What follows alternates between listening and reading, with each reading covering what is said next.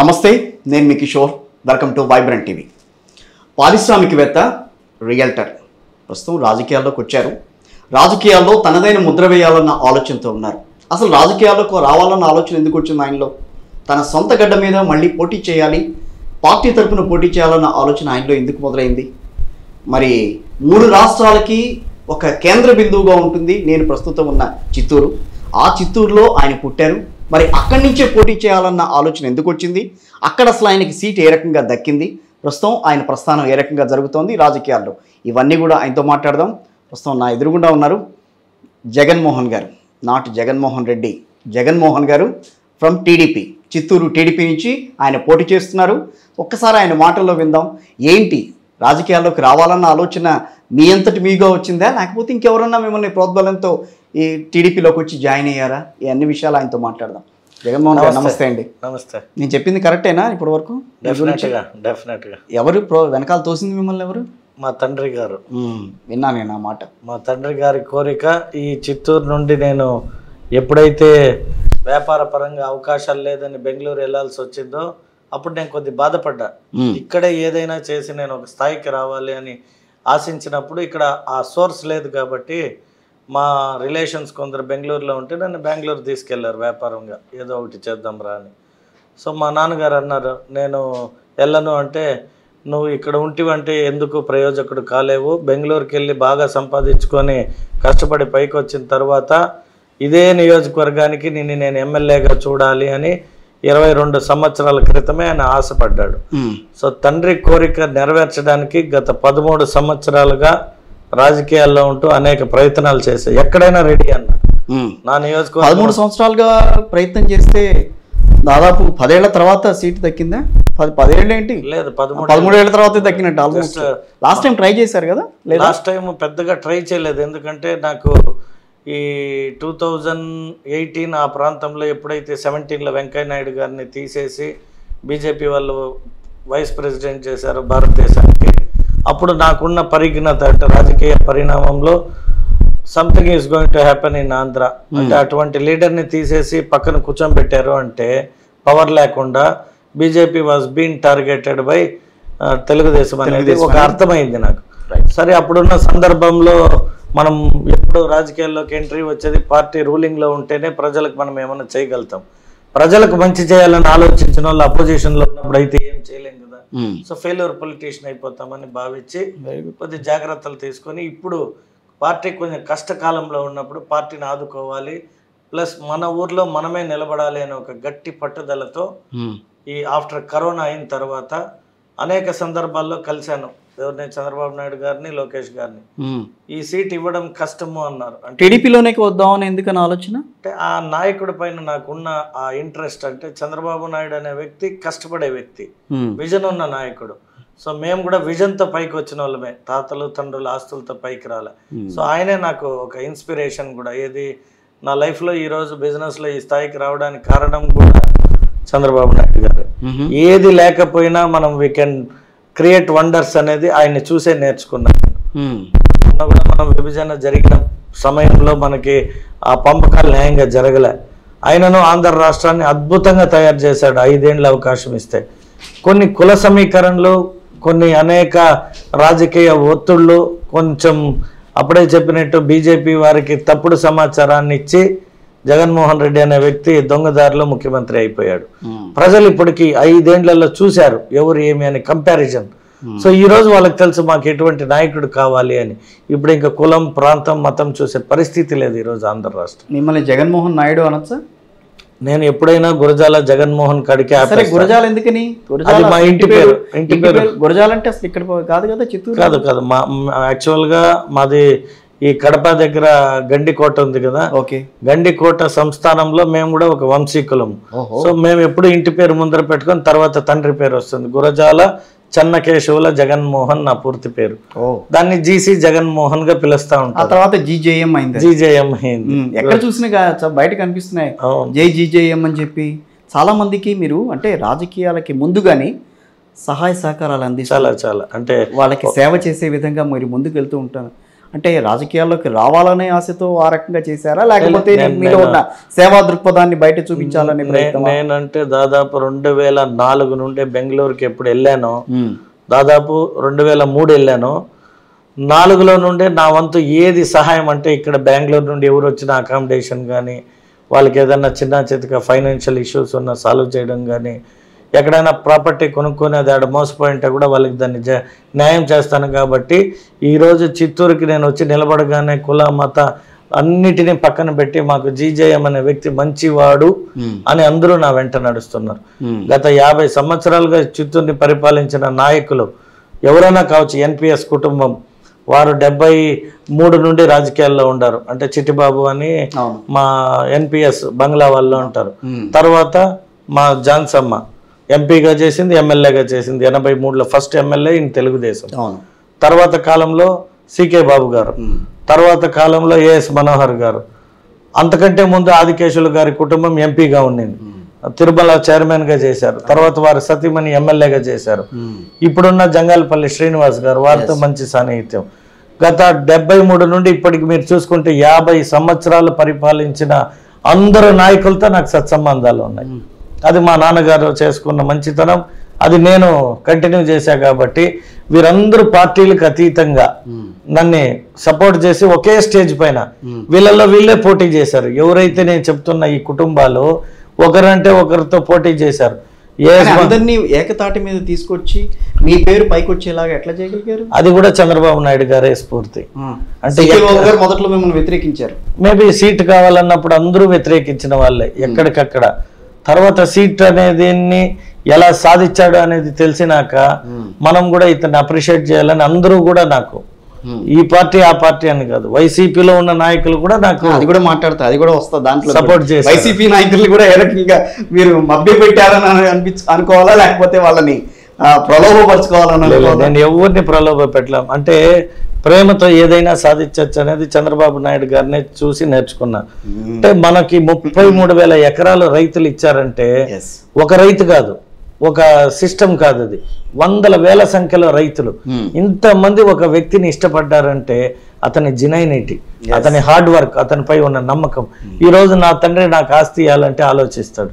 అటువంటిది వాళ్ళ ఆస్తుల్ని తీసుకుపోయి చంద్రబాబు నాయుడు అనే వ్యక్తిని చూసి ఒక అమరావతి అనే బోర్డుకి, అంటే ఒక సిఆర్డిఏకి అప్పచెప్పారంటే ఆ వ్యక్తి పైన ఉన్న నమ్మకం, ప్రభుత్వం పైన కాదు, అక్కడ ఆ వ్యక్తి క్యాలిబర్ అంతకు ముందు ఏం చేశాడని చూస్తే ఆ చూసిన దానికి జనాలు అట్రాక్ట్ అయ్యి. కానీ 5 ఏళ్లలో ఏం చేయలేకపోయారు.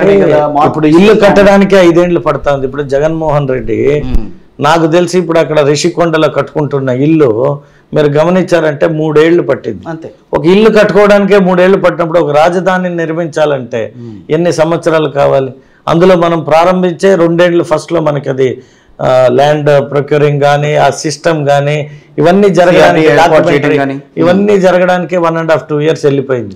సో ఆయన ప్రయత్నంలో భాగంగా బ్రహ్మాండంగా చేశారు. మినిస్టర్ క్వార్టర్స్ కానీ, ఎమ్మెల్యేస్ క్వార్టర్స్ కానీ, రోడ్స్ కానీ, సెక్రటరేట్, తాత్కాలిక సెక్రటరేట్ కానీ అన్నీ కూడా నియమించాడు. అంటే డబ్బే ప్రతిదీనికి మూలం కాదు అనేది ఒక చంద్రబాబు నాయుడు గారి దగ్గర నేను నేర్చుకున్నాను. డబ్బులుంటే ఇంట్లో ఆడవారు కూడా ఖర్చు పెడతారు, బట్ ఆ డబ్బుని ఎలా మనం సంపాదించాలి అనేది కొందరు వ్యక్తుల్ని మనం తీసుకోవాలి. దాంట్లో నాకు చాలా ఇష్టమైన వ్యక్తుల్లో 5గురు ఉన్నారు. ఒకటి ధీరుభాయ్ అంబానీ, పెట్రోల్ బంక్లో పనిచేశాడు అని చెప్పారు, ఈరోజు ప్రపంచాన్ని శాసిస్తున్నాడు. అలాగే రామోజీరావు గారు ఈనాడు సంస్థలు పెట్టి గత ఇప్పుడు 50-60 సంవత్సరాలు అయింది, ఎందరికో ఉపాధిని ఇచ్చాడు. అది సరే, మనం ఒక వ్యక్తిని మంచి చెడు మాట్లాడే కంటే కూడా వేలల్లో ఎందరికో కరెక్ట్ గవర్నమెంట్ కంటే కూడా సిస్టమేటిక్గా జీతాలు ఇచ్చే ఒక సంస్థ అంటే అది ఈనాడు అని అనిపించుకున్న వ్యక్తి ఈనాడు రామోజీరావు గారు. తర్వాత చంద్రబాబు నాయుడు గారిని పొలిటికల్గా కూడా నేను అబ్జర్వ్ చేస్తుంటా కాబట్టి ఆయన హెరిటేజ్ పెట్టినా కూడా అదే డిసిప్లైన్, అంటే మంచి పని. ప్రతి ఒక్క కుటుంబం పొద్దున లేవంగానే మనం ఇచ్చే పాలు తాగుతున్నారు, అది డబ్బుకి కావచ్చు ఇంకోటికి కావచ్చు, కానీ మంచి పనిని మనం చేస్తున్నాం, ఎందరికో ఎంప్లాయ్మెంట్ కల్పించారు. సో ఇటువంటివన్నీ చూసినప్పుడు మనకు కూడా ఎక్కడో ఒక జాగాలో అంత దూరం ఆలోచిస్తే కనీసం దాంట్లో 10% రీచ్ అవుతామని వీళ్ళందరినీ ఒక గోల్స్ గా పెట్టుకున్నా. ముగ్గురు పేర్లు చెప్పారు. ఇంకో జయలలిత కూడా నాకు ఇన్స్పిరేషన్ పొలిటికల్ గా. ఒక లేడీ, ఎంజీఆర్ గారి ఫోటో చూసాను. అవును, అది అంటే ఇక్కడ తమిళనాడు బార్డర్ కాబట్టి అభిమానులు తెచ్చి ఆయనతో కంపేర్ చేసి ఇస్తుంటారు నాకు. అంటే ఇష్టపడిన వ్యక్తుల్ని అలా పెట్టుకుంటారు వాళ్ళ ఇళ్ళలో. హార్ట్ఫుల్ గా ఉంటారన్న ఆలోచన. అంటే నేను యాక్సెసిబిలిటీగా ఉంటాను కొందరికి. వాళ్ళ ఉద్దేశంలో ఈ రోజుకి మాకు ఒక ఎమ్మెల్యే అభ్యర్థి మా పైన చెయ్యేసి మాట్లాడిన వాళ్ళు లేదు, మీరు మా పైన రాగానే ఆప్యాయతగా చెయ్యేసుకొని మాట్లాడి టీ తాగుతావా ఏమి అనే వ్యక్తిని మేము ఇప్పటిదాకా చూడలేదు అని వాళ్ళు ఇష్టపడే వ్యక్తిని ఫోటో రూపంలో తెచ్చి నా ఫోటో వేసి ఇచ్చారు అక్కడ. Very good. సో అయిపోయారు జయలలిత, రామచంద్రన్ గారు, అలాగే రతన్ టాటా గారు. ఓకే. ఎందుకంటే సంపాదించడం గొప్ప కాదు, దాన్ని మనం దానం చేయాలి అనే ఒక గుణం ఆయన దగ్గరే నేర్చుకున్నాం. తర్వాత పెళ్లి చేసుకుంటే వారసత్వంగా అది ఎప్పుడు మా కుటుంబంతోనే ఉంటుంది, అది అలా ఉండకూడదు అని ఆయన పెళ్లి కూడా చేసుకోకుండా రతన్ టాటా గారు తనకున్న ఆస్తిపాస్తులంతా ట్రస్ట్లో పెట్టి ఏదైతే చేస్తున్నాడో అవన్నీ గమనించాక మనం కూడా ఒక జీవితం అనేది మళ్ళీ ఉంటుందో లేదో తెలియదు, ఈ వన్ టైం లైఫ్లో మనకు సాధ్యమైంది చేసి చరిత్రలో మిగిలిపోయే విధంగా ఉండాలి అనేది నా ఆకాంక్ష. మీ 5 పేర్లు చెప్పిన తర్వాత నాకు కూడా ఇన్స్పిరేషనల్ పర్సన్ జగన్మోహన్ గారు అని అనిపిస్తుంది. ఎందుకంటే మీరు తీసుకున్న ఎగ్జాంపుల్స్ వాళ్ళని మీరు ఒక ఇదిగా రోల్ మోడల్ గా తీసుకోవడం ఇట్స్ నాట్ ఎ మ్యాటర్. అది ఎందుకంటే చాలా ఆలోచన, రకరకాల ఆలోచన తీరుతో ఉండగలిగితేనే వాళ్ళని ఎంచుకోగలిగారు. సో మీలో ఉన్న భావాలన్నీ కూడా వాళ్ళ ద్వారా కనిపిస్తున్నాయి అక్కడ అన్నట్టుగా ఉంది ఇక్కడ. మన సంపాదన ఇస్తే మన భార్యకో కొడుకో ఇస్తే అది మన ముగ్గురికో మన నలుగురికో అయితేంది. మనం సంపాదించిన తర్వాత ఎంతో ఒకంత ప్రజలకి అది ఒక ఇన్కమ్ రూపంలో కూడా వాళ్ళ జనరేషన్స్ చెప్పుకునే విధంగా టాటా ఈరోజు మోల్డ్ చేశాడు. అది చాలా కూడా ఇంకా కొందరికి తెలియకపోవచ్చు. ఇటువంటి ఒక వ్యక్తి ఉన్నాడు అని చెప్పుకోవడానికి చరిత్రలో ఇంకా 100 కాదు 1000 ఏళ్ళైనా చరిత్రలో ఉండిపోయే పని చేశాడని నేను. 2014లో మీరు పోటీ చేయాలని అనుకున్నారు, కానీ కొంతమంది ఇక్కడ అడ్డం పడ్డారు, మీకు సీట్ రాకుండా వాళ్ళు సఫలీకృతులయ్యారు, అయిపోయింది అది. సో 2019 సరే దానికి కూడా మీరు ట్రై చేశారు. సో మరి ఆ కారణాలు ఏంటో నాకు తెలియదు. సో 24 వచ్చేసరికి సీట్ అనేది సాధించారు. ఎవరైతే అడ్డం పడ్డారో, ఎవరైతే మిమ్మల్ని అసలు ఈ ప్రాంతంలోకి రాకూడదని భావించారో వాళ్ళంతా కూడా ఈ రోజున మీ చుట్టూ తిరుగుతున్నారు. ఏంటి ఏమన్నా మంత్రదండం ఏమన్నా ఇస్తారా వాళ్ళకి? మనం దూరంగా ఉన్నప్పుడు మనం ఎవరు ఏమి అనేది తెలియదు. ఎందుకంటే ఒక వ్యక్తి గురించి ఎవరినన్నా అడిగి తెలుసుకోనగానే మనం ఎవరికైనా ఫోన్ చేస్తాం. If it is a right person wrong person తెలియక మనం రాంగ్ కాల్ నొక్కేసాం అనుకోండి, అతని గురించి రాంగ్ గా చెప్పేస్తే మన వర్షన్ చేంజ్ చేసేసుకొని మన బిహేవియర్ లో రాంగ్. నేను ఎందుకు చెప్తున్నాను, Jangapalli Srinivasulu from YSR Congress party, now he is with Jaganmohan. ఆ తర్వాత సికే బాబు గారు బాగా వ్యతిరేకించిన వ్యక్తి, he is with Jaganmohan right now. Aadikeshava Naidu family వాళ్ళంతా కూడా మీతో పాటు తిరుగుతున్నారు. సో ఆల్మోస్ట్ చిత్తూరులో ఎవరు కూడా మీకు అగైనిస్ట్ అనేది లేకుండా, అఫ్ కోర్స్ పార్టీ పరంగా కాదు, సో మీకంటూ ఒక అగైనిస్ట్ అనేది లేకుండా ఒక బిల్డ్ చేసుకుని కథం రంగంలో దిగారు, ఎన్నికల రంగంలో మీ కాలు మోపారు. రాజకీయంలోనే రాజీ అని ఉంది. సో రాజీ పడే మనస్తత్వం ఉంటే ప్రతి ఒక్కడు మనతోనే ఉంటారు. అది పెద్దవారు కావచ్చు, చిన్నవారు కావచ్చు. అంటే మన బిహేవియర్ మెయిన్ అన్నిటికంటే ముఖ్యం. ఎందుకంటే పదే చెప్తాను, మన వ్యక్తిత్వం ఇంపార్టెంట్. మన వ్యక్తిత్వం ఎప్పుడు కరెక్ట్గా ఉంటుందో మనతో చేరేవాడు కూడా మంచివాడే చేరతాడు. ఇన్ కేస్ ఒకవేళ మనం వి కెనాట్ జడ్జ్ వీడు కరెక్ట్ రైట్ రాంగ్ అని, బట్ మన ప్రవర్తనని చూసి మారిపోయే వ్యక్తులు ఉంటారు. కాబట్టి మన ప్రవర్తన శైలిని చూసి కూడా వాళ్ళల్లో ఓకే మనం ఎవరి ద్వారా వినింది వేరు, మనం చూసింది వేరు అని చూశాక జడ్జిమెంట్ వేరు ఉంటుంది, వినేటప్పుడు వేరు ఉంటుంది. వినేటప్పుడు కొందరికి నచ్చక ఏదో చెప్తారు. ఇప్పుడు న్యాయం చేసి ఉంటాం, ఒకడికి న్యాయం జరుగుతుందో ఒకడికి ఆటోమేటిక్గా అది అన్యాయమే. ఆ అన్యాయం జరిగిందని భావించినోడు బయటికి పోయి బ్యాడ్గా చెప్తూ ఉంటాడు. బట్ ఈ న్యాయం జరిగినోడు చెప్పుకోలేడు నాకు న్యాయం చేశాడు అని. అందువల్ల ఏమైతుందంటే మంచి కంటే కూడా చెడు అనేది పెద్దగా ప్రమోట్ అవుతుంది. ఓకే. సో ఆ క్రమంలో కొందరు జగన అని ఏదో రకరకాలుగా చెప్పడం వల్ల వాళ్ళకి తెలియకపోయింది. ఎప్పుడైతే నేను ఇక్కడికి వచ్చి నా ప్రవర్తన నాతో కూడా వాళ్ళు కలిసి తిరిగిన తర్వాత ఆ జడ్జిమెంట్ రాంగ్ రాని మైండ్లో నుండి తీసేసి they have been travelling with me. Right. మీకు ప్రధాన ప్రత్యర్థి విజయానంద రెడ్డి గారి మీద మీరు పైచేయి సాధించారా? అది రేపు ప్రజలు నిర్ణయిస్తారు. అంటే వ్యక్తిగతమైన పైచేయి సాధించాల్సిన అవసరం నాకు లేదు ఎవరిపైన కూడా. అతనికి రాజకీయ పరంగా పైచేయి సాధించారా పోనీ? అదే ప్రజలు నిర్ణయిస్తారు అని చెప్పింది. వ్యక్తిగతంగా అయితే నాకు ఆయనకి వ్యాపారంలో పోటీ లేదు, నేను ఆయన ఒకే వ్యాపారం చేయలే. ఆయన రెడ్ శాండిల్ చేశాడు, నేను భూ వ్యాపారం చేశా. ఆయన కల్తీ లిక్కర్ అమ్మాడు, నేను స్కూల్ పెట్టా. ఆయన ఇంకా రకరకాల వ్యాపారాలు చేశాడు. ఇప్పుడు ప్రభుత్వంలో ఉన్నాడు కాబట్టి ఆయనకు అవకాశం ఇసుక ఏపీఎస్ఆర్టీసీ చైర్మన్ గా కూడా పనిచేశారు. చేశాడు, కానీ చిత్తూరు బస్ స్టాండ్ కూడా కట్టలేదు, కనీసం పెయింట్ కూడా కొట్టలే. బస్ స్టాండ్ కట్టడం ఏడన్నా పోని, ఆ కట్టిన బస్ స్టాండ్ కి పెయింట్ కొట్టలే, లైట్లు వేయలే, ఒక ఆర్టీసీ బస్సు తేలే కొత్తది, కనీసం పాడైపోయిన బస్సులు రిపేరీను చేయలేదు. అంటే అలంకారానికి తీసుకున్న పదవి. బాగా డబ్బున్న వ్యక్తి మీకంటే అని ఉండొచ్చు. నేను డబ్బులు రోజుల్లో ఆయన డబ్బుని నీళ్ళలా ఖర్చు పెడతారు, గెలుస్తారు అని చెప్పి మాట వినిపిస్తోంది. అంటే డబ్బు ఉన్నంత మాత్రాన రాజకీయాల్లోకి వచ్చి మనం రాజకీయం చేయొచ్చు అంటే, నాకు తెలిసి ఆంధ్ర రాష్ట్రంలో సినిమా నటులకి వాళ్ళ దగ్గర ఉన్న డబ్బుతో, వాళ్ళకున్న ఫేమ్తో వాళ్ళే వచ్చి అందరూ రాజకీయాల్లో ఉండొచ్చు. మీరు గమనించారో లేదా, పవన్ కళ్యాణ్ అనే వ్యక్తి కూడా ఆర్థిక బలవంతుడు, అందగాడు, నటుడు, అన్ని రకాల ఆయనకున్నంత ఇమేజ్ అంటే మాస్ ఫాలోయింగ్ ఏ నాయకుడికి లేదు ఈరోజు ఆంధ్ర రాష్ట్రంలో.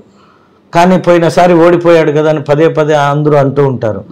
రాజకీయాల్లో గెలుపు ఓటమిలు అనేది ఇందిరాగాంధీ కాడి నుండి ఈనాటి నాయకుల దాకా సర్వసాధారణం. దాన్ని మనం కన్సిడర్ చేయకూడదు.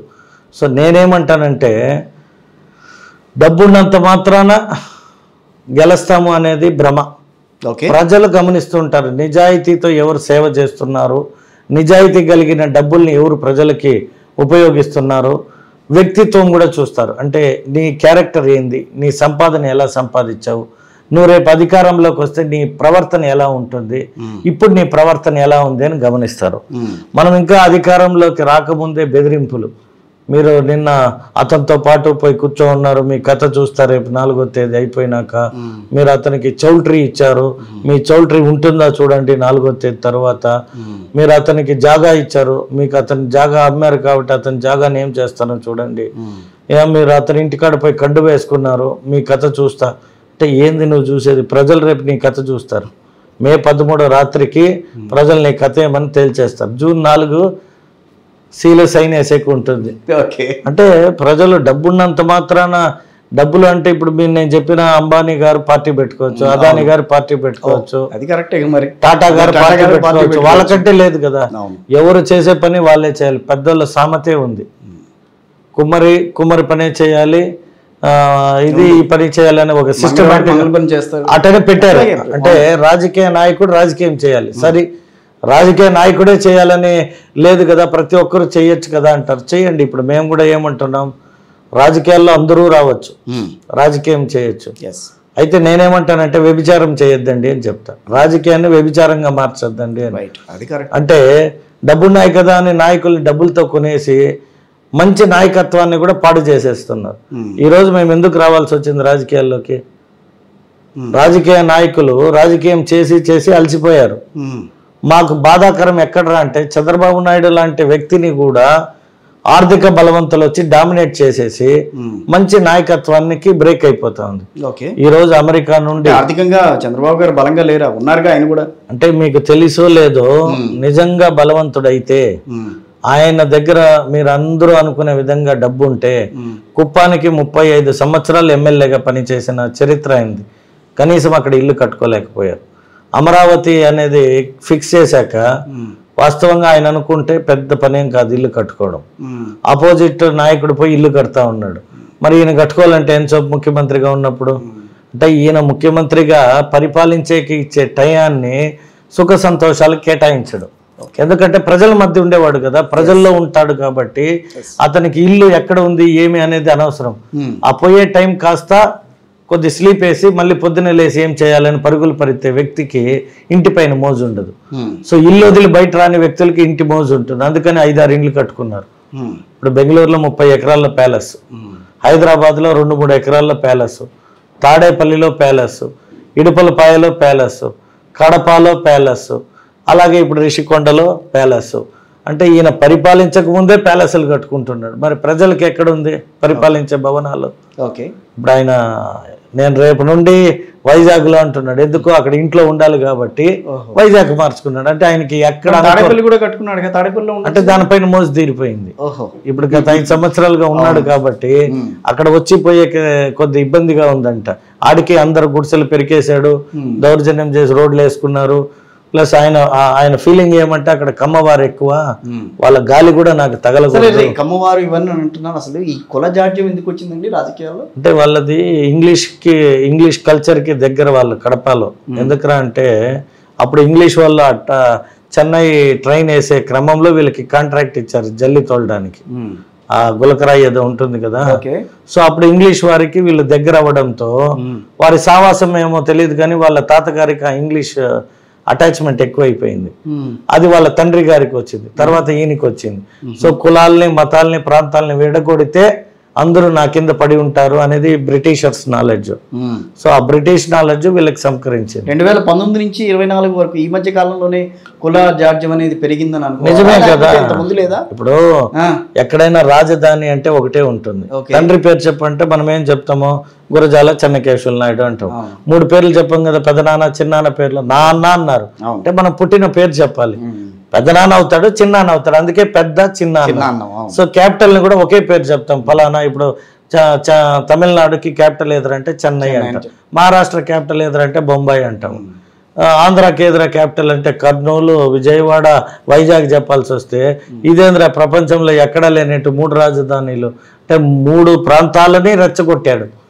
ఇప్పుడు ఇక్కడ క్యాపిటల్ కాదు అంటే కర్నూలు వాళ్ళు అగైనెస్ట్ రాయలసీమ కావాలి, కృష్ణా విజయవాడ వాళ్ళు అది తాత్కాలికంగా పెడతానన్నాడు కాబట్టి అక్కడ ప్రజలు సంతోషపడాలి, అటు వైజాగ్ వాళ్ళని కూడా సంతోషపరచాలి. అంటే ఈ 3 ప్రాంతాలని నేను న్యాయం చేసేవాడిని అని చెప్పుకునే క్రమంలో ఏదీ చేయలేదు. మరి ఆయన చేసి ఉండొచ్చుగా, ఏం చేశాడు? మరి ఈ 5 ఏళ్లలో మేము చేయలేదు అన్నాడు. కనీసం మేము కట్టిన దీనికి ఇన్ఫ్రాస్ట్రక్చర్ ఉంది, అక్కడ పోయి చూస్తే ఆధారాలు ఉన్నాయి. ఈయన కర్నూలులో కనీసం టెంకాయ కొట్టలేక జుడిషియరీ క్యాపిటల్, ఇదేమో ఫైనాన్స్ క్యాపిటల్, అదేమో పరిపాలన కేంద్ర అది ఏదో చెప్తుంటాడు ఆయన తెలుగు కూడా మాకు అర్థం కాదు. సో 3 భాషలు 3 ప్రాంతాలు చెప్పాడు. అంటే ఇవన్నీ కూడా నేను కూడా పెద్దగా ఆలోచించా. ఈయన నిజాం కళాశాలకి వెళ్ళాడు, నిజాం కాలేజీలో చదువుకున్నాడు. సో నిజాంస్ ఉండేది ఈ రకమైన ఆలోచన, తర్వాత బ్రిటిషర్స్ కి వచ్చింది. సో ఇవి 2 ఆయనకి ఎందుకు వచ్చింది అంటే తండ్రి నుండి బ్రిటిషర్స్ వచ్చింది, చదువుకున్నప్పుడు అక్కడ ఏదో గాలి తగిలింది.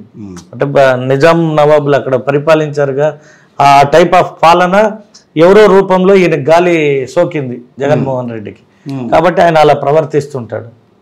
ఈ ల్యాండ్ టైటిలింగ్ యాక్ట్ ప్రస్తుతం దుమారం రేపుతోంది. ఇటు ప్రధాన ప్రతిపక్షం అయిన టీడీపీ, జనసేన, బీజేపీ కూటమి ప్రధానంగా దాని మీద ఏసై ఉన్నారు. అటుపక్కన వైఎస్ఆర్ కాంగ్రెస్ పార్టీ అంటోంది ఇది మేలు చేసేదే కానీ ఎట్టి పరిస్థితుల్లో కూడా ఎవరి భూములు మేము లాక్కోమని అంటున్నారు. కానీ టీడీపీ మీ భూమి మీది కాదు రాబోయే రోజుల్లో అని చెప్పి మాట్లాడుతున్నారు. అంటే దీన్ని నేను కొంచెం నీట్గా చెప్తాను. చెప్పండి. ఎప్పుడైతే ఈ బటన్ నొక్కే కార్యక్రమాలకి డబ్బు కావాల్సి వచ్చిందో మన రాష్ట్ర ఆదాయం లేదు, ఇన్కమ్ సోర్స్ లేదు, అన్ని కంపెనీలు వచ్చేవి ఆగిపోయాయి, రియల్ ఎస్టేట్ అంతగా కాలేదు ఆంధ్రాలో. సో రెవెన్యూ సోర్స్ లేదు, ఇన్కమ్ సోర్స్ లేదు, ప్రతిసారి అప్పు చేయాల్సి వస్తూ ఉంది, ఏవో ఒకటి తాకట్టు పెట్టాల్సి వస్తూ ఉంది. ఇప్పటిదాకా ప్రభుత్వ ఆస్తులన్నీ తాకట్టు అయిపోయినాయి, ఇక ఏ ఉన్నాయని చూశాడు, మిగిలినవి ఈయనవే ఉంటాయి ఇక్కడ నుండి వైజాగ్ దాకా జగన్మోహన్ రెడ్డిది. నావి కాకుండా ఇంకా రైతులది ఏం చేద్దామని ఆలోచించాడు. బ్యాంక్ కూడా ఏమన్నాడంటే నీదిగా అంటే ప్రభుత్వం అయి ఉండాలి, లేదా మీ బొమ్మ ఏదన్నా పత్రాల పైన ఉంటే కనీసం ఆ బొమ్మను చూసి ఆ డాక్యుమెంట్ ప్లేట్ చేసుకొని మీకు డబ్బులు ఇస్తాను అని చెప్పాడు. సో మనకంటే ముందు తెలంగాణలో జరిగింది భూ సర్వే, అప్పుడు అక్కడ బయటపడ్డాయి ఎంత ఆస్తులు ఉన్నాయి, ఇంకా ఎవరి పైన ఆస్తులు లేనివి విలువైనవి ఉన్నాయి అనేది తెలుసుకున్నాడు అక్కడ ముఖ్యమంత్రి. అప్పుడు ఈయనకి సలహా ఇచ్చాడు, అరే నువ్వు కూడా ఆంధ్రాలో సర్వే పెట్టుకో, మస్తుగా భూములు ఉంటాయి నీకు. అప్పుడెప్పుడో 1909లోనో 6లోనో జరిగిన సర్వే, 120 సంవత్సరాలు అయిపోవాల్సి వస్తారు, 110-15 సంవత్సరాలు. ఇప్పుడు సర్వే రూపంలో ఎవరి పేరు పైన ఉన్న భూముల్ని మొత్తం మళ్ళీ జీరో చేసేసి మీరు కరెక్ట్ అయిన ఆధారాలతో వస్తే మీది అంటామని చెప్పు. అలా రాగలిగితే 50% వస్తారు, ఇంక 50% రాలేరు. ఆ భూమిని అంతా నువ్వు తాకట్టు పెట్టేవచ్చు అని చెప్పారు. అప్పుడు ఆ తాకట్టు పెట్టుకునే క్రమంలోనే ఒక అతను 5 సలహాదారులను పెట్టుకున్నాడు. ప్రభుత్వ డబ్బుతో ఈ తుక్లక్ ఆలోచనలు ఉన్న వాళ్ళు ఒక 5గురిని పెట్టుకున్నాడు. ఈ పెద్ద తుక్లకి ఆ చిన్న తుక్లకి ఐడియా ఇచ్చారు, ఏమని, మీ బొమ్మ పెడితే బ్యాంకులు లోన్ ఇచ్చేస్తాయి అని. సో ఈయన ఈ జీవో పెట్టుకొని అర్ధరాత్రి జీవోలు ఇచ్చే ముఖ్యమంత్రి కదా, అర్ధరాత్రి జీవోలు ఇచ్చాడు. ల్యాండ్ టైటిలింగ్ నేను పెట్టనే లేదన్నాడు ఫస్ట్. తర్వాత పెట్టారు కదా అని మన వాళ్ళు జీవోలు అంతా బయట పెడితే, పెట్టాను కానీ అది మీకే మంచిది, మీ ఆస్తిని మీకు భద్రపరిచి బౌండరీ వేసి ఇస్తా ఉండాను అని చెప్పే క్రమంలో మాయ మాటలు చెప్పే చూస్తున్నాడు. సో ఆదాయం లేని ఈ రాష్ట్రాన్ని రేపు ఎలా నడుపుతాడో ఫస్ట్ చెప్పాలి. ఆదాయం లేకపోవడం వల్లేనా ల్యాండ్ టైటిలింగ్ యాక్ట్ తీసుకొచ్చి ఇంకా తాకట్టు పెట్టాల్సి వస్తే, నా ఆస్తిని మీరు తాకట్టు పెడితే డబ్బు ఇది కదా. ఒకటి జగన్మోహన్ గారు, ఇన్నాళ్ళుగా మీకు తెలుసు, అందరికీ తెలిసింది, టీడీపీకి కూడా తెలుసు, ఇన్నాళ్ళుగా బయటికి తాంది కరెక్ట్గా ఇంకా 3 రోజుల్లో ఎలక్షన్స్ ఉన్నాయని ఇంకా బయటికి తేవటం ఏంటి? ఈ రోజు కాదు, ఒక 4 రోజుల క్రితం ఈ ముఖ్యమంత్రి ఏ జీవో పెట్టినా అర్ధరాత్రి పెట్టి జీవోల్ని బయటికి ఇచ్చేవాడు కాదు. మనం ఆర్టీఏ కేస్తే కూడా రెస్పాన్స్ కారు, అధికారులు పని చేయలేదు. మేము ఏది చేసినా అడ్డుకోవడం తప్పితే అతను ఏది మాకు అసలు ఒక ప్రభుత్వం ఆపోజిట్ పార్టీ ఒకటి ఉంది, ప్రతిపక్ష నాయకుడు ఒకరు ఉండారు అని గుర్తించలేని ప్రభుత్వము మాకు ఎలా తెలుస్తుంది? ఇది కూడా కేంద్రంతో మేము ఎప్పుడు పొత్తు పెట్టుకున్నామో, కేంద్రం మాతో పొత్తు ఎందుకు పెట్టుకునింది అంటే జగన్మోహన్ రెడ్డి ఇటువంటి వ్యక్తి అనేది తెలిసే కాడికి 5 ఏళ్ళు అయిపోయింది. కానీ ఎక్కడ ప్రధానమంత్రి సభల్లో జగన్ అనే మాట మాట్లాడలేదు. ఎక్కడ వైఎస్ఆర్ కాంగ్రెస్ పార్టీని తిట్టారు కానీ పార్టీని తిట్టుకుంటూ వచ్చారు, జగన్ అన్న మాట ఎక్కడ మాట్లాడాలి? ఇంకా పార్టీ అంటే అతనే కదా, వాళ్ళ తండ్రి బొమ్మ తీసేశాడు, చెల్లి బొమ్మ తీసేశాడు, వాళ్ళ అమ్మ బొమ్మ తీశాడు, మిగిలింది ఇప్పుడు ఒకే బొమ్మ కదా. కాబట్టి ఇంక వైఎస్ఆర్ పార్టీ అంటే జగన్మోహన్ రెడ్డి అనే కదా అర్థము. ఎవరుండారు? అది కూడా వాళ్ళ తండ్రి దేకపోతే ఓట్లు పడవేమో అని బ్యాక్లో షాడో మాదిరి వేస్తాడు, బాగా కనిపించే విధంగా కూడా వేస్తాడు. ఇంకా ఈసారి గెలుచుంటే అది కూడా ఉండదేమో. అంటే ఈ ల్యాండ్ టైటిలింగ్ యాక్ట్ అనేది ఇప్పుడు ఎన్నికల ముందు వచ్చింది కాబట్టి అది కొంచెం ఇబ్బంది పెట్టే పరిణామం అని అంటారా రేపు రాబోయే రోజుల్లో? ప్రజలు ఖచ్చితంగా they are against YSRCP. Land titling అనే జీవోని కూడా ఇతను ఇలా చేశాడని ఎప్పుడైతే మేము బయటికి పెట్టామో, అసలు ఆ మాట బయట ఖచ్చితంగా ప్రజలంతా అప్రమత్తం అయిపోయారు. గత వారంగా మీరు గమనించారో లేదో, వైఎస్ఆర్సీపీ గ్రాఫ్ 5 to 10% పడిపోయింది. ఈ 2 రోజుల తర్వాత మీరు చూస్తే ప్రజలు ఎప్పుడని ఎదురు చూస్తున్నారు బూతులకి వెళ్ళి మా ఎన్డీఏ కూటమికి మద్దతు తెలపడానికి. మీకు అంత గట్టిగా తెలుగుదేశం పార్టీకి సంస్థాగతంగా అంత బలం ఉన్నప్పుడు అటు జనసేనని ఇటు బీజేపీని కలుపుకుని ఎన్నికల్లోకి రావాలన్న ఆలోచన ఎందుకు వచ్చింది? ఇక్కడ ఏమంటే మీరు ఎప్పుడైనా చరిత్ర చూసుకుంటే ఒక మంచి పని చేయాలి అన్నప్పుడు నలుగురిని కలుపుకొని పోయే దీంట్లో తప్పు లేదు, అది ఎవరైనా కావచ్చు. 2019లో ఇట్లే మీరు అన్నట్టు జనసేన బీజేపీ సపరేట్గా పోటీ చేయడం వల్ల జగన్మోహన్ రెడ్డి అనే ఒక దుర్మార్గుడు ఈ రాష్ట్రానికి ముఖ్యమంత్రి అయ్యాడని ప్రజలు భావిస్తున్నారు. ప్రజలు ఇది భావించారని తెలిసింది కాబట్టి వాళ్ళ ముగ్గురు కూర్చొని మాట్లాడుకున్నారు.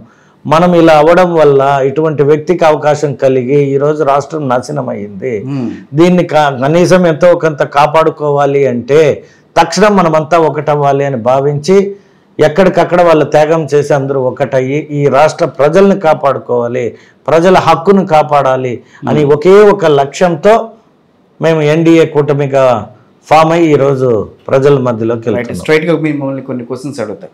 మీపై ఉన్న ప్రధాన ఆరోపణ ఎమ్మెల్యే సీటు కోసమే గురజాల గారు చిత్తూరుకు వచ్చారు. అట్లేం లేదు. మేబీ నేను చిత్తూరుకి మీరు అనుకునేది ఏదంటే ఒకవేళ ఇల్లు కొనో ఇంకోటో అని అడగచ్చు మీరు. నాకు ఎమ్మెల్యే అవ్వాలని ఆశ, నేను అవ్వాలి అనుకుంటే ఎక్కడన్నా అవ్వగలుగుతాను. స్థానికంగా ఉంటారా మరి?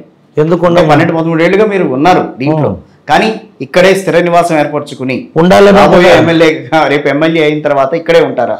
ఉంటాను. ఇక్కడే ఆఫీస్ పెట్టాను, ఇది సొంత ఇల్లు, ఇక్కడే ఫ్యాక్టరీ జాగాలు కూడా కొన్నాను, ఫ్యాక్టరీ పెట్టి ఉపాధి కల్పించాలని. నేను ఎమ్మెల్యే సీట్ రాదు అంటే వచ్చి ఇవన్నీ కొన్నా, సీట్ వస్తుందంటే కొనలే. నేను ఇక్కడ చిత్తూరు గురించి పట్టించుకోలేదన్న అపవాదం ఎందుకు వచ్చింది మీ మీద? ఎవరు పట్టించుకోలేదని?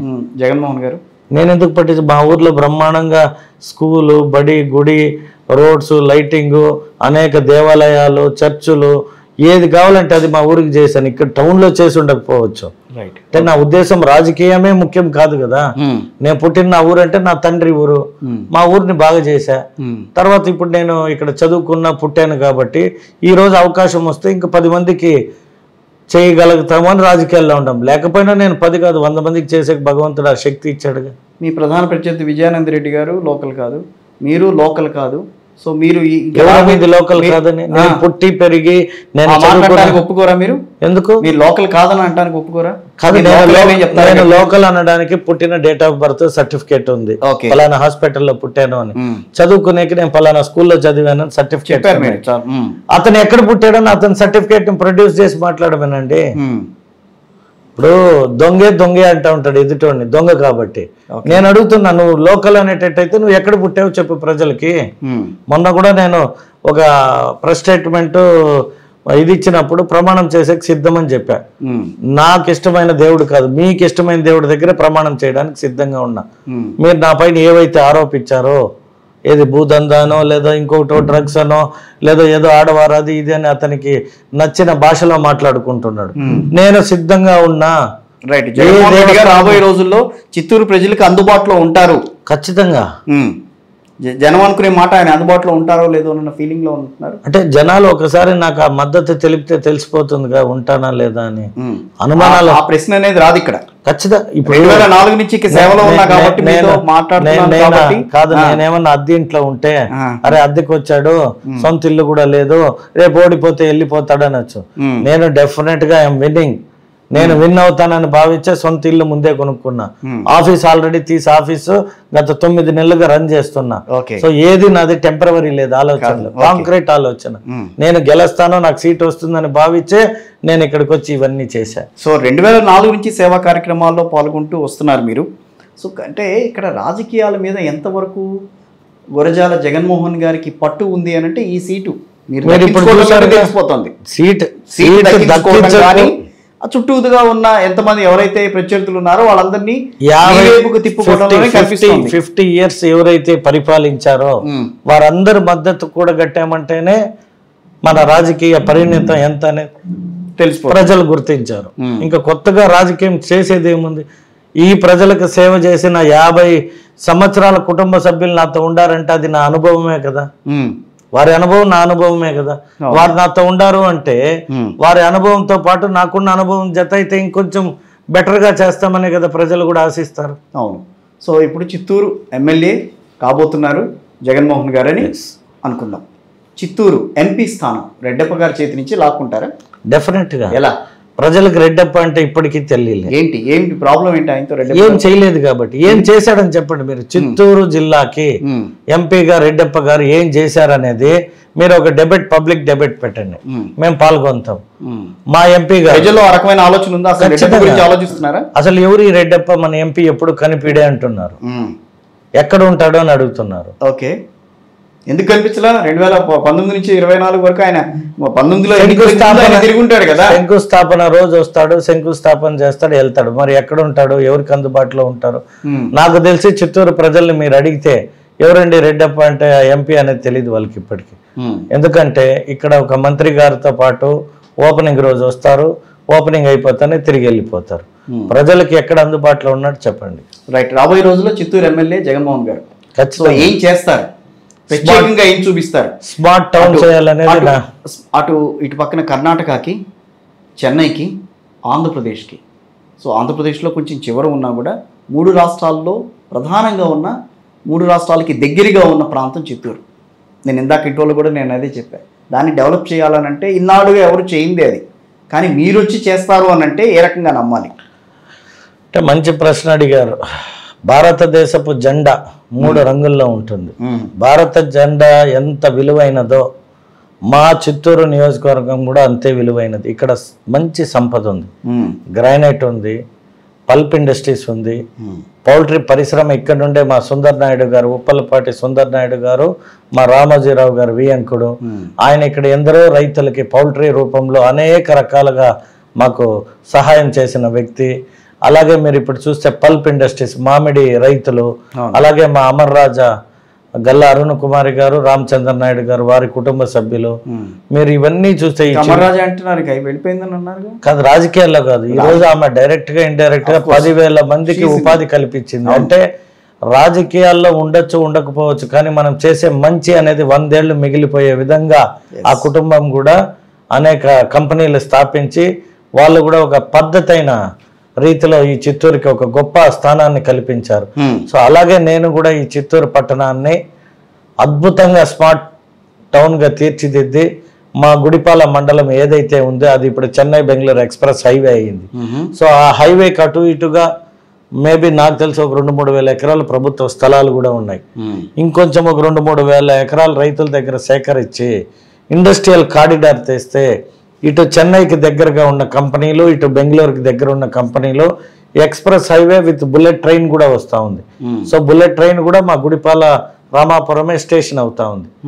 సో ఇవన్నీ ఒక చిత్తూరుకి అడ్వాంటేజ్, హైవేస్ కానీ ఎక్స్ప్రెస్ హైవేస్ కానీ ఇవన్నీ రావడం. ప్లస్ మీరు అన్నట్టే పక్కనే చెన్నై. సో అటు చెన్నై 50 కిలోమీటర్లు డెవలప్ అయింది. ఇప్పుడు చిత్తూరు ఒక 10-20 కిలోమీటర్లు డెవలప్ అవుతుంది. ఆ క్యాప్ అనేది ఎంత ఉంటుంది? ఇంచుమించు 70 కిలోమీటర్లు ఉంటుంది. సో కంపెనీ అనేది వచ్చి ఇక్కడ పెట్టుకోవడం వల్ల భూ ధరలు కానీ ఎంప్లాయ్మెంట్ కానీ ఈజీ యాక్సెస్ ఉంటుంది. సో సిటీస్ లో ఇప్పుడు మనం వీ కెనాట్ కంట్రోల్ ఇన్ఫ్రాస్ట్రక్చర్. పాత సిటీ ఇప్పుడు చెన్నై ఉంది, దాన్ని రీబిల్డ్ చేయలేము ఇంకా. కాబట్టి ఇంకా పై లోడ్ అవ్వకుండా కొన్ని కంపెనీలే బయటకు వచ్చాయంటే అది చాలా మంచి పరిణామం. సో ఇటువంటి వాటిని తేవడానికి మా ముఖ్యమంత్రికి ఆ హోదా ఉంది. ఆయన దగ్గర నుండి కొట్లాడి మా చిత్తూరుకి తెచ్చుకునే నాకు ఆ ప్రేమ శక్తి ఉంది. ప్రేమతో ఏదైనా సాధించవచ్చు. కాబట్టి నేను చంద్రబాబు నాయుడు గారి ప్రేమని సాధించి నా చిత్తూరుకి తెచ్చుకునే బాధ్యత. ప్రేమను పొందుంటారు ఆల్రెడీ, అందుకనే అది సీట్ ఇచ్చిన వ్యక్తి మంచి చేస్తానంటే అవకాశం ఇస్తాడని భావిస్తున్నా. సరే, మీకు కొన్ని చారిటబుల్ ట్రస్టులు ఉన్నాయని అన్నారు, జీజేఎం చారిటబుల్ ట్రస్ట్లు. తద్వారా స్కూల్స్లో పిల్లలకి స్కూల్స్ ఏర్పాటు చేయటం, తర్వాత వాళ్ళకి ఏం కావాలంటే అట్లాగే వృద్ధాశ్రమాలు కొన్ని కూడా ఉన్నాయని విన్నాను. మరి దాంట్లో ఎంతవరకు నిజం ఉందో తెలియదు, కానీ అన్నదానం చేస్తూ ఉంటారు. సో ఇవన్నీ మీలో ఉన్న సేవా దృక్పథాన్ని బయటికి తెద్దామన్న ఆలోచన. రాబోయే రోజుల్లో నేను రాజకీయాల్లోకి వెళ్తాను, నాకు ఇట్లా ఇవన్నీ ఉపయోగపడతాయని. అంటే రాజకీయానికి రావాలని అయితే నేను ఈ సేవాభావంతో ఎప్పుడు ఎక్కడ ఏమీ చేయలే. ఓకే, రాజకీయం ఎందుకు అవసరమైంది అని చెప్తున్నా. ఇప్పుడు నేను ఒక 5-10 వేల మందికి సేవ చేయగలిగిన నా డబ్బుతో. రాజకీయాలకు వస్తే ఒక 2-3 లక్షల మందికి చేయొచ్చు. రైట్. భగవంతుడు ఆశీర్వదించి మంచి నాయకుడిగా అయితే కోట్ల ప్రజలకు సేవ చేయొచ్చు. అంటే మన ఆలోచన. ఇప్పుడు చంద్రబాబు నాయుడు గారు ఆయనకున్న మంచి ఆలోచనతో ఈరోజు ప్రపంచంలోనే మంచి వ్యక్తిగా ఆయన అరెస్ట్ చేస్తే ఏ ప్రధానికి కూడా దక్కనంత గౌరవం దక్కిందంటే ఎక్కడికక్కడ నిరసన తెలియజేశారు. 47 దేశాల్లో నిరసన తెలియజేశారు ఒక తెలుగువాడికి. అంటే అంతకంటే ఇంకా కీర్తించబడాలా అని నేను అడుగుతున్నా. అటువంటి నాయకుడిని మనం మిస్ అయిపోతే ప్రజలు తెలివి తక్కువ వాళ్ళు అవుతారే తప్పితే ఆయనేమి ఇంకా అదృష్టవంతుడు. ఆయన నన్ను అడిగితే ఆ కనీసం ఆ 50 రోజులు జైల్లో పెడితే విశ్రాంతి తీసుకున్నాడేమో, లేకపోతే అనుక్షణం ప్రజల కోసం ఏదో ఒకటి ఆలోచిస్తూ తపన పడుతుంటాడు. మీరు క్వశ్చన్లో మొదట క్వశ్చన్ చివర నేను వేసే క్వశ్చన్స్లో ప్రతి చోట కూడా చంద్రబాబు గారి ప్రస్తావన లేకుండా మాట్లాడలేకపోతున్నారు. అంటే నేను అంత ప్రేమ ఆయన మీద. అంటే నేను కూడా లిటిల్ హార్డ్ వర్కర్. అంటే నేను కష్టపడే ఈ స్థాయికి వచ్చిన వ్యక్తి. అటువంటి వ్యక్తికే ఇంకొక వ్యక్తి గురించి తెలుస్తుంది ఫస్ట్. సో అతని కష్టాన్ని గుర్తించిన వ్యక్తిగా ఎంత పొగిడినా తక్కువే. అంటే ప్రజలకు తెలియాలని చెప్తున్నాం అంతే. ఇప్పుడు నాకేం సీట్ ఇచ్చారు, ఇంకా నేను పొగడాల్సిన అవసరం లేదు. అంటే పొగడటం కాదు, అక్కడ నిజంగా కూడా ప్రజలకు అర్థం కావాలి ఆయన విలువ ఏమి అని. వజ్రం ఉంటుంది, దాన్ని ఎంత షైన్ చేస్తే అన్ని క్యారెట్స్ అవుతుంది, తర్వాత దాని విలువ పెరుగుతుంది. చంద్రబాబు నాయుడు అనే వ్యక్తి కోహినూరు డైమండ్ కంటే గొప్ప వ్యక్తి. అంటే అంత వెలుగునిస్తాడు ఆయన. ఆయనకి మనం అవకాశం ఇస్తే ఈరోజు హైటెక్ సిటీని ఆ రోజు అందరూ నవ్వారు. ఎందుకు ఈ ఎలక్ట్రానిక్స్, ఈ కరెంట్ డబ్బాలు అన్నారు. ఈరోజు ఆ కరెంటు డబ్బాల వల్ల హైదరాబాద్ అనే ఒకటి మహానగరంగా, మీరు ఏమైనా ఫైనాన్షియల్ డిస్ట్రిక్ట్ కానీ లేదా ఎయిర్పోర్ట్లో దిగి వెళ్తుంటే మనం సింగపూర్ వెళ్తున్నామా, దుబాయ్ వెళ్తున్నామా, అబుదాబిలో ఉన్నామా అనే ఫీలింగ్. ఆ రోడ్స్ కానీ ఆ బిల్డింగ్స్ కానీ అవన్నీ ఒక రోజుతో జరగదు కదా. ఆనాటి ముఖ్యమంత్రి తీసుకున్న నిర్ణయాలు, ఆనాటి ఆయన చేసిన ఆ ఇన్ఫ్రా డెవలప్మెంట్ ఈరోజు ఎకరా 100 కోట్లు పలికే కాడికి వెళ్ళింది. అర్థమైంది. ఇప్పుడు ఒక తండ్రి బిడ్డని కంటే 25 ఏళ్ళు వస్తే కానీ వాడి విలువ తెలియదు. అంటే వాడి పెళ్లి సమయానికి అతను తీసుకున్న డిగ్రీలు కావచ్చు, ఉద్యోగం కావచ్చు, అతనికి వచ్చే సంబంధాన్ని బట్టి మనం కన్న బిడ్డ ప్రయోజకుడా కాదా అని తెలుస్తుంది. సో ఆ రోజు చంద్రబాబు నాయుడు గారు చేసిన ఆ ఇన్ఫ్రా డెవలప్మెంట్ నిర్ణయాలు ఈ రోజు ప్రజలకు అక్కడ అర్థమవుతుంది. హైదరాబాద్ ప్రజలు వచ్చి ప్రచారం చేస్తున్నారు ఎవరితో సంబంధం లేకుండా. నేను ఒక పల్లెటూరుకి వెళ్ళా, అక్కడ జగన్మోహన్ రెడ్డిని జైల్లో ఉన్నది ఒక ఫోటో, ఇటువైపు అభివృద్ధితో చంద్రబాబు నాయుడు ఫోటో పెట్టారు. ఎవర్రా అని అడిగాను. సార్ ఎవరో కొందరు హైదరాబాద్ అంట సార్, వాళ్ళకి అక్కడ మంచి జరిగిందంట, ఈ ఊరంతా వచ్చి ప్రచారం చేసి ఆ స్టిక్కర్ అతికిపించారు అన్నారు. అంటే నాకు ఎంత ఆనందం వేసిందంటే ఒక మంచి జరిగిన ఒక వ్యక్తి అతనికి తోచింది ఏదో ఒకటి చేయాలి అనే ఆ ఒక గుడ్ ఇంటెన్షన్తో ఏ నాయకుడితో సంబంధం లేకుండా ఊరూరు తిరుగుతున్నారు అంటే అది ఎన్ని జన్మల పుణ్యం చేసుకుంటే ఆ భాగ్యం కలుగుతుంది. అంటే అతను చేసిన మంచే కదా. అవును. సో ఇవన్నీ గమనించే ఆయన కూడా మరి ముఖ్యమంత్రిగా చేశాడు, జైల్లో ఉన్నా కూడా ముఖ్యమంత్రి అయ్యాడు. ఎవరు? జగన్మోహన్ రెడ్డి గారు. అదే చెప్పానే, కులం మతం ప్రాంతాన్ని ఎప్పుడైతే విడగొడతామో ఇంగ్లీష్ వాళ్ళ సిస్టమ్ ఏమి, ఇంగ్లీష్ వాళ్ళు మైసూర్ మహారాజుతో యుద్ధం చేశారు, నిజాం నవాబులతో ఏం చేశారు? యుద్ధం చేయలేదే. అంటే అర్థమేమి? ఎక్కడ యుద్ధం చేయాలో అక్కడ యుద్ధం చేశారు, ఎక్కడ కాంప్రమైజ్ అవ్వాలో అక్కడ కాంప్రమైజ్ అయ్యారు, ఎక్కడ వసూలు చేసుకోవాలో అక్కడ వసూలు చేసుకున్నారు. ఇవన్నీ తెలిసిన వ్యక్తిగా అతనికి తెలుసు. ప్రజలు ఒక్కసారి ఒక్క అవకాశం, తండ్రి లేని బిడ్డ నేను తండ్రి కంటే గొప్పగా చేస్తానని చెప్పాడు. ప్రజలు ఇచ్చారు అవకాశం. ఇప్పుడు ఇవ్వనండి, మళ్ళీ ఇవ్వరంటారా? ఎందుకు ఇస్తారు? ఎందుకు ఇస్తారు? ఏం చేశారు? ఎందుకు ఇవ్వకూడదు అంటే మద్యపాన నిషేధం అని చెప్పాడు. నిజంగా కూడా మద్యపాన నిషేధం చేశాడు. ఏవి? కంపెనీలు. మద్యపానాన్ని నిషేధించలే, మద్యపాన కంపెనీల్ని నిషేధించాడు. అది చెప్పాడు. అది అప్పుడు ఎవరికి అర్థం కాలే. ఇప్పుడు సొంత కంపెనీలు పెట్టుకున్నాడు. 150 రూపాయల బ్రాండ్, 200 బ్రాండ్, 300 బ్రాండ్. మరి ఆ మందు తాగి ప్రజలు ఏమవుతారు? వారి శాపం ఊరికే పోతుందా? అది ఒకటి. తెలుగుదేశ ప్రభుత్వంలో ఇసుక 1000 రూపాయలకి ట్రాక్టర్ ఇస్తా ఉన్నాం. ఈరోజు మీరు ప్రజల్ని పోయి అడగండి, ఈరోజు ట్రాక్టర్ విలువ 6 నుండి 7,000. ఇసుక అంటే బాగా గుర్తొస్తుంది. చెవిరెడ్డి భాస్కర్ రెడ్డి గారి పేరు బాగా వినిపిస్తుంది. ఇసుక దందా చేశారని చెప్పి మీ జిల్లా వ్యాప్తంగా వినిపిస్తున్న మాట అది. మీరు మరి ఆయన శిష్యుడే మరి ఈరోజు విజయానంద రెడ్డి. మీరు వైఎస్ఆర్ పార్టీ జనాల్ని అంటే ఎవరైతే ఎమ్మెల్యేస్ ఎంపీస్కి ఇచ్చారో వారందరి హిస్టరీ చూస్తే వీళ్ళందరూ చెప్పడం ఒకటే బయట ప్రజలకి, మా అధినేత జైలుకు పోయి వస్తేనే ముఖ్యమంత్రి అయ్యాడు. అంటే ఆయన 1,00,000 కోట్లు దొంగతనం చేశాడని అనేక నేరాల పైన జైలుకి వెళ్ళి వచ్చిన వ్యక్తి. అటువంటి వ్యక్తికే ప్రజలు ఓటేసి ముఖ్యమంత్రిని చేసినప్పుడు మేము కూడా జైలుకు పోయి వచ్చిన వ్యక్తులుగా మాకు ప్రజలు ఎందుకు ఓటేయరని భావించే ఇక్కడ అభ్యర్థులు మీరు అన్నట్టు అది చెవిరెడ్డి కావచ్చు, విజయానంద రెడ్డి కావచ్చు, ఇంకొకరు కావచ్చు, మేము కూడా ఎమ్మెల్యేలు అయిపోతామని క్యూ కట్టి ఇక్కడ ఉన్న ఒక ఎమ్మెల్యే అభ్యర్థిని కూడా సిట్టింగ్ ఎమ్మెల్యే అభ్యర్థి బలిజ సామాజిక వర్గానికి చెందిన వ్యక్తిని కాదని ఇతను సీట్ తెచ్చుకున్నాడు. అంటే ఈ రాయలసీమలో 52 నియోజకవర్గాల్లో ఎక్కడ కూడా ఆ సామాజిక వర్గానికి సీట్ ఇవ్వని ఈ పార్టీ ఎటువంటి పార్టీ? ఓకే, అంటే నేను అడిగేది నేను కాదు, ప్రజలు బాగా గమనించాలి. కులతత్వం లేని పార్టీ అని చెప్తారు, మరి ఈ కులానికి ఎక్కడ వాల్యూ ఇచ్చారు వాళ్ళు? ప్రాంతీయ తత్వం లేదన్నారు. 3 రాజధానులు ప్రాంతీయ తత్వం కాదా? ఇప్పుడే ఆంధ్ర రాష్ట్రం విడిపోయి తెలంగాణ ఆంధ్రాగా చాలా అనేక ఇబ్బందులు పడ్డాం. రేపు మీరన్నట్టు ఉన్న ఒక రాజ్యం కూడా 3గా విడిపోతే మనం ఎలా బతకగలుగుతాం? ఇప్పుడు చిత్తూరులో ఇక్కడ ఉన్నవాడు వైజాగ్ పోగలుగుతాడా? కష్టం. ఒక పని పైన 3 రోజులు ఒక మనిషి వేస్ట్ చేసుకుంటే ఒక ఫైల్ ముగ్గురు దగ్గరికి వెళ్లాల్సి వస్తే 3 రాజధానులకి ఆ ఫైల్ ఎప్పుడైతుంది ఆ పని ప్రజలకు ఎప్పుడు అందుబాటులోకి వస్తుంది? ఓకే, కాబట్టి తెలుగుదేశం పార్టీ రానున్న రోజుల్లో ఈ పార్టీ అంతటి బలమైన పార్టీ ఇంకే పార్టీ కాదు. నిజాయితీగా తాను సంపాదించిన సొంత నిధులతోనే నేను చిత్తూరుని అభివృద్ధి చేస్తానని చెప్తున్నారు మీరు. ఖచ్చితంగా నా ఇన్కమ్ ట్యాక్స్ అఫిడవిట్లో నేను అన్నీ పొందుపరిచాను. 2003-04 నుండి నేను ఈ రోజు దాకా ఎలా సంపాదించానని నా ఇన్కమ్ ట్యాక్స్ అఫిడవిట్ చెప్తుంది. ప్రతి ఇయర్ ట్యాక్స్ కట్టాను.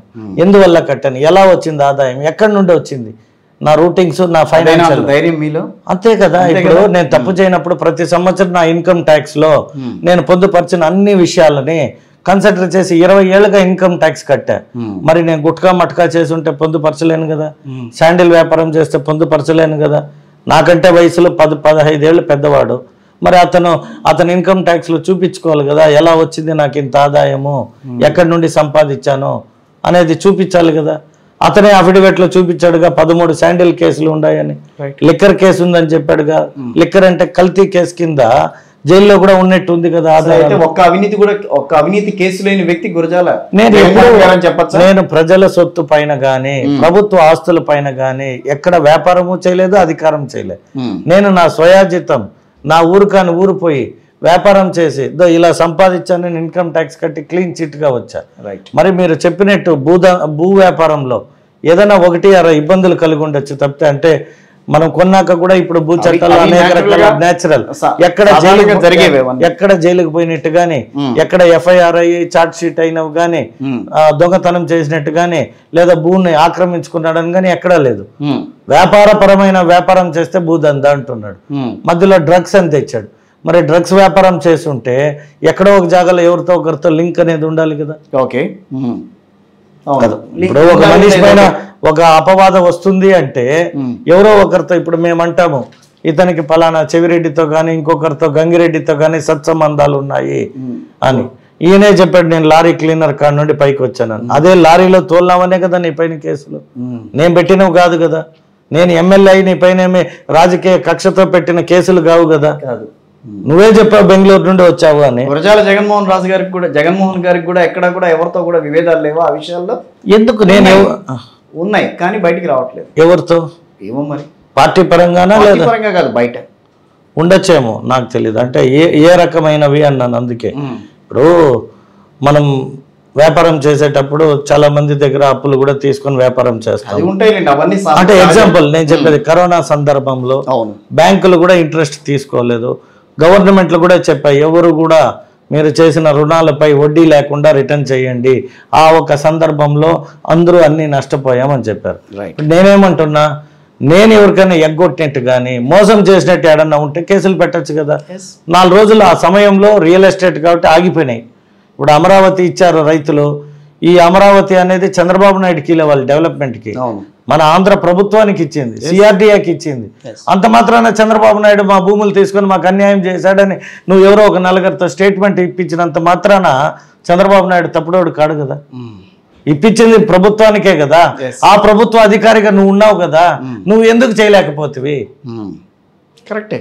ఇప్పుడు ప్రజలు ఓటేసేటప్పుడు జగన్మోహన్ అనేరు ఒక తెలుగుదేశం పార్టీ, దానికి ఒక అధినాయకుడు ఉంటాడు, రేపొద్దున ముఖ్యమంత్రి అవుతాడు. అతను ఇచ్చిన హామీలు అవి నెరవేర్చకపోతే ప్రభుత్వానికి ఉంటుందే తప్పితే ఎమ్మెల్యేకి ఉండదు కదా. వ్యక్తిగతంగా ఒక మేనిఫెస్టో ఉంటుంది. ఆ మేనిఫెస్టో రేపొద్దున ప్రభుత్వం ఇస్తుంది అధికారంలోకి వస్తే. అధికారంలోకి రాలేదు అనుకోండి, ఎవరో 4 చిల్లరలు తెచ్చి నువ్వు సిలిండర్ ఇస్తానంటివి, నువ్వు పెన్షన్ ఇస్తానంటివి, నువ్వు త్రాగునీరు ఇస్తానంటివి అని చెప్పి చిల్లర రాజకీయాలు చేసే వాళ్ళకి మనం సమాధానం చెప్పలేం కదా. రైట్. ఇంకొక ప్రధానంగా ఫైనల్గా నేను అడిగేది, మైనారిటీల విషయంలో మీరు చేయబోయేది ఏంటి రాబోయే రోజుల్లో చిత్తూరు జిల్లాకు సంబంధించి? అంటే మా చిత్తూరు మీరు అప్పుడే చెప్పినట్టు చాలా వెనకబడి ఉంది అని చెప్పారు కదా. అది మైనారిటీస్ ఇంకా వెనకబడి ఉన్నారు ఇక్కడ చిత్తూరులో. ఎందుకంటే పరిశ్రమలు లేక, ఆదాయాలు లేక, పొలాలు లేక, భూములు లేక, అంతో ఇంతో అగ్రకులాలకి భూములు ఉన్నాయి, వ్యాపారాలు ఉన్నాయి. ఈ మైనారిటీస్ అన్న వాళ్ళకి ఎక్కడ భూములు లేకపోవడం వల్ల చిన్న చిన్న వ్యాపారాలు చేసుకుంటూ ఈ పట్టణంలో నివసిస్తారు. ఇతను ఎప్పుడైతే ఆదాయ వనరులు పెరిగిపోయి అధికారంలో ఉన్నాడో వారందరికీ ఏదో ఒక రకమైన ఆర్థిక సహాయాలు చేసుకుంటూ వారందరూ నాతోనే ఉండారు అని భావిస్తున్నారు. అందుకే మొన్న వచ్చి నేను హలాల్ హరామ్ అని చెప్పాను. హలాల్ అంటే మనం వాటర్ డ్రాప్ వేసి కోడిని కట్ చేసి స్కిన్ అవుట్ చేశాక దాన్ని తీసుకెళ్ళి బిర్యానీ తింటారు. అంటే అది పాపం అని తెలుసు కాబట్టి దానికి నీళ్లు పోసి, అంటే ఖురాన్లో చెప్తారు ఏది కూడా ఫైనాన్స్ చేసి వడ్డీ డబ్బు ఒక మైనారిటీ తినకూడదు అని చెప్తారు. ఒక లిక్కర్ షాప్ పెట్టుకొని దానిపైన ఆదాయం తీసుకొని తినకూడదు అని చెప్తారు. అలాగే ఇంకా రకరకాలుగా మీరు చెప్పినట్టు మహిళలు అది ఇది చేసి కూడా డబ్బులు తీసుకొని వచ్చి తినకూడదు అని ఉంటుంది ఒక ఖురాన్ దీంట్లో. సో ఇతనే చేసే శాండిల్ వ్యాపారం, ఇతనే చేసే దొంగ లిక్కరు, అంటే నేను కాదు చెప్పడం, అతనే చెప్పుకున్నాడు అఫిడవిట్. అంటే ఇది విమర్శ కూడా కాదు. అంటే ఒక వ్యక్తి జైలుకి పోయాడు అంటే అది ప్రూవ్ అయితేనే కదా జైలుకి పంపిస్తారు. అందులో తెలుగుదేశం పార్టీ ఇతన్ని ఎప్పుడు జైలుకి పంపిలే. ఇతను ఉన్న వైఎస్ఆర్ పార్టీ అధినాయకుడు ఎవరైతే ఉన్నారో వారి తండ్రి గారు అప్పుడు కాంగ్రెస్ ప్రభుత్వం ఇతన్ని జైలుకి పంపించింది. కాంగ్రెస్ ప్రభుత్వం ఇతనిపై కేసులు పెట్టింది. సో ఇవన్నీ అతని పైన పెట్టుకొని ఎంత చోపు ఎదుటి వాడిని బ్లేమ్ చేయడం, నేనేదో చేశాను, నేనేదో చేసి ఏం చేశావని అడుగుతాను. ఓకే, నీ ఒక ఇన్కమ్ ట్యాక్స్ రిటర్న్స్ని ఎత్తుకొని ఫైల్ చెక్ చేస్తే వాళ్ళు చెప్తారు నీకు ఏ రకమైన ఆదాయం వచ్చింది. ప్రత్యర్థి విజయానంద రెడ్డి గారు ఇంకెవరు లేరా?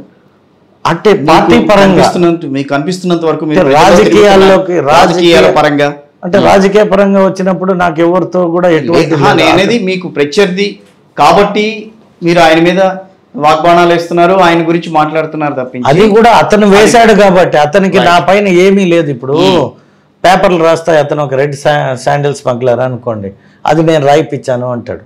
ఓహో, పత్రికలకి నేను చెప్పాలా, నీ పైన ఉన్న కేసులు చెప్పాయి కాబట్టి రాశారు, ఓకే, దానికి నా పైన ఏదో ఒకటి రాయాలని రాస్తాడు. అర్థమైనా? ఆ రాసినప్పుడు ఏం చేస్తాం, మేము డిఫైన్ చేయాలా లేదా? ఇప్పుడు నువ్వు నేరగాడు అంటాడు, నేను నేరం చేశానా లేదా అనేది చెప్పుకోవాలి కదా ప్రజలకి. అవును, ఆ క్రమంలో చెప్తున్నా నేను, అతను చేసిందేమి నేను చేసింది. ఓకే, ఇప్పుడు చిత్తూరులో నేను ఉండి, ప్రభుత్వంలో ఉండి, అధికారంలో ఉండి నేనేమన్నా దోచేసి ఉంటే నువ్వు మాట్లాడినా అర్థం ఉంది, నువ్వే అధికారంలో ఉండవు. ఓకే, ఇప్పుడు గత 4.5 సంవత్సరంగా ఇక్కడ ఎమ్మెల్యే అనే అభ్యర్థి ఉన్నా కూడా షాడోగా నువ్వే మొత్తం దోచేసావు ఈ చిత్తూరుని. నువ్వు తీసుకున్న ఆర్టీసీ చైర్మన్, వైస్ చైర్మన్, ఆ రోజు నుండి ఈ రోజు దాకా ఏం చేసావు? ఒక శ్వేతపత్రం రిలీజ్ చేయి. ఎన్ని బస్సులు తెప్పించావు చిత్తూరుకి, ఎన్ని కొత్త రూట్లు వేసావు? నేను అడగడం కాదు, ప్రజలు అడుగుతున్నారు, ప్రజల తరపున నేను అడుగుతున్నా. రేపు నిన్ను మళ్ళీ ఎమ్మెల్యేగా కంటెస్ట్ చేస్తున్నావు, ఓటు అడుగుతున్నావు, ఏమని అడుగుతున్నావు? ఓకే, నీకెందుకు వేయాలి ఓటు? 2024 ఎన్నికలు అనేవి చాలా స్పెషల్ ఈసారి మనం అనుకుంటే. ఎందుకంటే అటు వైఎస్ జగన్మోహన్ రెడ్డి గారు, ఇటు పక్కన చంద్రబాబు నాయుడు గారు, ఇద్దరికీ కూడా సమానంగా ఉంది పరిస్థితి ప్రస్తుతానికైతే కనుక. మీ అంచనా ప్రకారం ఎవరు పైచేయి సాధిస్తారని అంటే? చంద్రబాబు నాయుడు అనే వ్యక్తికే ఓటేస్తారండి ఈ ఆంధ్ర రాష్ట్ర ప్రజలు. వీళ్ళది కొంచెం కడప ఫ్యాక్షనిజం కుటుంబం కాబట్టి జనాలు భయం గుప్పట్లో, అంటే వాళ్ళకి తెలియలే ఇటువంటి నేరాలు ఘోరాలు జరుగుతాయని. ప్రజలు తనను నమ్మారు, ఒక అవకాశం ఇవ్వండి, నా తండ్రి కంటే గొప్పగా చేస్తాను అంటే. ప్రజలు ఎవరైనా ఓటు అడిగితే ఓటు వేస్తారు కదా, అలా ఒక ఓటు వేసి చూశారు. మనం చంద్రబాబు నాయుడు గారిని గత 40 సంవత్సరాలుగా చూస్తున్నాం రాజకీయాల్లో. ఇతను కూడా 40 సంవత్సరాల వయసు కదా, ఒక అవకాశం ఇద్దామని అవకాశం ఇచ్చారు. ఆ ఇచ్చిన అవకాశాన్ని ఎంతవరకు సఫలాకృతం చేసుకున్నాడు అనేది జగన్మోహన్ రెడ్డి వారి పార్టీ వాళ్ళకే తెలుసు. రైట్, ఒక గంట నుంచి మీతో మాట్లాడుతున్నా. చిత్తూరుకి సరైనోడు గురజాల జగన్మోహన్ అనే నానుడిని మీరు క్రియేట్ చేయగలరా? అంటే రేపు ప్రజలు నాకు అవకాశం ఇస్తే నేను ఏమనేది చెప్పిన తర్వాత మళ్ళీ మీరు ఇంటర్వ్యూకి వచ్చేటప్పటికి మీకే తెలుస్తుంది కదా, చిత్తూరు ఈనాడు మీరు తిరిగి అంటే మేము కరెక్ట్ గా ఎంచుకున్నాం అన్న నానుడిని అయితే తీసుకురాగలరా? డెఫినెట్ గా అది మీరు అభివృద్ధి చూపించగలరా? 100%. ఆ రకంగా వాళ్ళ ప్రజల్లో ఒక నమ్మకాన్ని క్రియేట్ చేయగలరా అనేది నేను అడిగేది ఫైనల్ గా. ఎప్పుడైతే చంద్రబాబు నాయుడు గారికి ఫాలోవర్ గా ఉంటారో, అభిమానిగా ఉంటారో, వాళ్ళకి ఏది ఇవ్వకపోయినా ఏదో రకమైన సోర్స్ని క్రియేట్ చేసుకొని దాన్ని పూర్తి చేయగలిగిన శక్తి ఆ వ్యక్తికి ఉంటుంది. నేను కూడా నా చిత్తూరు నియోజకవర్గాన్ని 175 నియోజకవర్గాల్లో ఒక స్పెషల్ నియోజకవర్గంగా తీర్చిదిద్దే బాధ్యత నేను తీసుకుంటాను. నన్ను ఇన్స్పిరేషన్గా తీసుకొని ఇతర నాయకులు కూడా వారి నియోజకవర్గాలను అభివృద్ధి చెందే రకంగా మోటివేట్ చేస్తాను. వైఎస్ జగన్మోహన్ రెడ్డి గారిలో మీకు నచ్చింది? నాకు నచ్చనిది అంటే ఒకరు ప్రారంభించిన దాన్ని పూర్తి చేయడానికి మనసు లేని వ్యక్తిగా నాకు అతని పైన ఇష్టం లేదు. వైఎస్ రాజశేఖర రెడ్డి గారి మీద? రాజశేఖర్ రెడ్డి అప్పుడు చంద్రబాబు నాయుడు ముఖ్యమంత్రిగా దిగిపోయినాక కొన్ని సంక్షేమాలు కొత్తవి పెట్టాడే కానీ పాత వాటిని ఆపేయలేదు, పాత వాటిని అన్యాయం చేయలేదు. ఈరోజు అమరావతి రైతులు ఇచ్చింది ఆంధ్ర రాష్ట్ర ప్రభుత్వానికి, దాన్ని ఆపేయడం వల్ల నువ్వు దాదాపు 2 డిస్ట్రిక్ట్స్ ప్రజల్ని ఇబ్బంది పెట్టావు. నువ్వు 2 డిస్ట్రిక్ట్ ప్రజల్ని ఇబ్బంది పెట్టి మిగతా వారికి మంచి చేశాను అంటే గుంటూరు జిల్లాలో అది ఎంతవరకు న్యాయం అంటాను? అంటే నీకు వ్యక్తిగతంగా కమ్మవారు అంటే కాదని, అంటే అక్కడ క్యాపిటల్ ఉందని, అంటే నీ ఉద్దేశం ఏమి? ప్రజలకి బైబుల్ పైన మనం భగవద్గీత పైన ప్రమాణం చేసి ఆర్థికంగా ఇబ్బంది తగిలితే, ఆర్థికంగా దెబ్బ కొడితే పార్టీ ఉండదన్న ఆలోచన. ఆర్థికంగా ఏ పార్టీను బలవంతంగా ఉండదండి. ప్రజలు బలవంతులు, నాయకులు బలవంతులైనప్పుడు పార్టీ బలంగా ఉంటుంది. పార్టీ దగ్గర డబ్బున్నంత మాత్రాన డబ్బున్న నాయకులందరినీ నిలబెట్టండి, ఓటేస్తారేమో. కుల మత ప్రాంతీయ తత్వంతో నడుస్తుంటాయి రాజకీయాలు. అక్కడ ఏమి సందర్భం ఉంటుంది దాన్ని పెట్టుకొని గేమ్ ఆడేదే రాజకీయం. ఎన్టీఆర్ గారి బొమ్మ ఎక్కడ కనిపించట్లేదు తెలుగుదేశం? ఎందుకు కనిపించదు? మా ఇంట్లో చూస్తే ఎన్టీఆర్ బొమ్మే ఉంటుంది.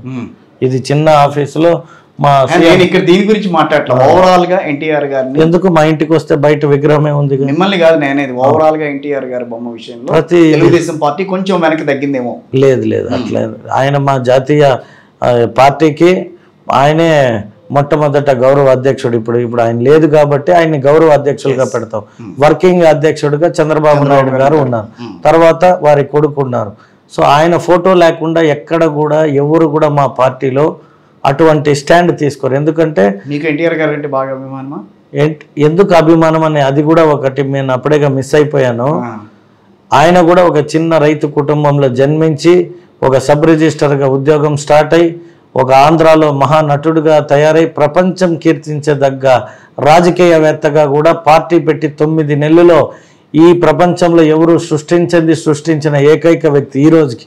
మరి రేపు రానున్న రోజుల్లో ఎవరేమవుతారో తెలియదు. కాబట్టి ఆయన విశ్వవిఖ్యాత నట సార్వభౌముడు. అంటే రాముడిని మేము చూడలేదు, రాముడు దేవుడు అంటే విగ్రహాలు నల్లగా ఉంటాయి కాబట్టి ఆయన రూపం తెలియదు. సో ఆయన సినిమా చూసినప్పుడు రాముడు ఇంత అందగాడా అనిపిస్తుంది, కృష్ణుడి వేషంలో చూస్తే శ్రీకృష్ణుడు ఇంత అందగాడా అనిపిస్తుంది. అలా ఏ వేషంలో ఆ వేషధారణిలో ఆయన చూస్తే అలాగే చూడాలి అనిపించే ఆ ఒక చరిష్మా ఇంకా ప్రపంచంలో ఏ ఒక వ్యక్తికి దొరకదని నేను భావిస్తాను. చాలా చోట్ల మీ ఫోటోలు చూశాను నేను ఇంటికి వచ్చిన తర్వాత.